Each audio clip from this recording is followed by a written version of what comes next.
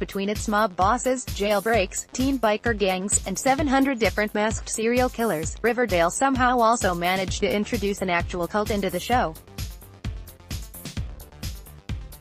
Riverdale began dropping seeds about the farm in Season 2, when Polly Cooper went off to the commune to safely give birth to and raise her twins Juniper and Dagwood, those poor babies, but we really learned about the farm's weirdness when the cult began taking over Riverdale in Season 3. Now, the farm is everywhere, but it makes less sense than ever. These are just some of the questions Riverdale fans have about the farm that prove nobody knows what the hell is going on. Spoiler alert, this post will contain plot details from throughout Riverdale Season 3, up to and through Episode 18, The Raid. 1. Is there an actual farm? I mean, the cult is called the farm. But we have yet to ever see an actual farm. The cult actually lives in the old Sisters of Quiet Mercy mansion now, which is very much not a farm. Were they on a farm before coming to Riverdale? If so, shouldn't that spot be important for them, since they named their group after it, too? Why can Polly's babies fly? Although this happened all the way back in the Season 3 premiere, we have yet to get an explanation for how Polly's newborn twins were able to fly.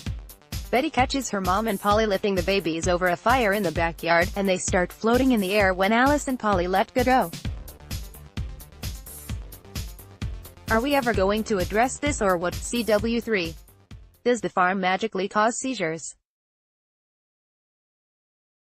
Okay, I know that Penelope Blossom already said that the runoff of Fizzle rocks from Claudius Blossom's drug factory getting into the town's water supply is what caused the outbreak of seizures in town, but that does not feel like the truth. As Betty pointed out, the seizures only seemed to happen to women. Coincidentally, the farm is predominantly made up of women. The only male recruits in the farm are Kevin, a male farmie who gives Betty and Veronica a tour of the Sisters of Quiet Mercy building, and possibly Fangs? That question mark leads to the next confusion. 4.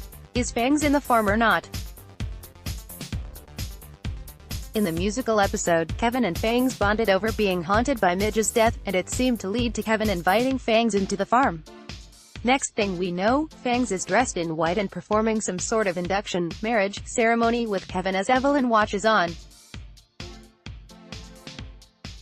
But then in the episode immediately following that, Fangs is back with the serpents with no mention of him being in the farm at all.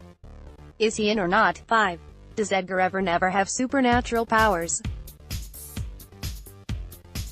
Although the Riverdale cast and crew have been adamant that this season is not supernatural, it is difficult to understand Edgar ever never as a normal dude. When he was introduced at the end of the musical, he began his slow clap among a silent audience that only the rest of the farmies joined in on, matching his clap exactly. Both Cheryl and Alice later claimed that Edgar was able to let them speak to dead loved ones in the flesh. Can Edgar control minds or raise the dead? Or is this just going to wind up being some Fizzle Rocks hallucination type of explanation? 6. Is the farm just Scientology? The prime example of modern cults is Scientology, and the farm definitely gave a nod to the faux religion by having Evelyn, Edgar, and other farmies conduct personality interviews on potential recruits, and then store recordings of those interviews for blackmail later. Maybe Chad Michael Murray is actually just playing a version of Tom Cruise. 7. Is farm behind the Gargoyle King stuff? This is undoubtedly the central question of Riverdale Season 3, since the farm and the Gargoyle King have been the two biggest mysteries of the season.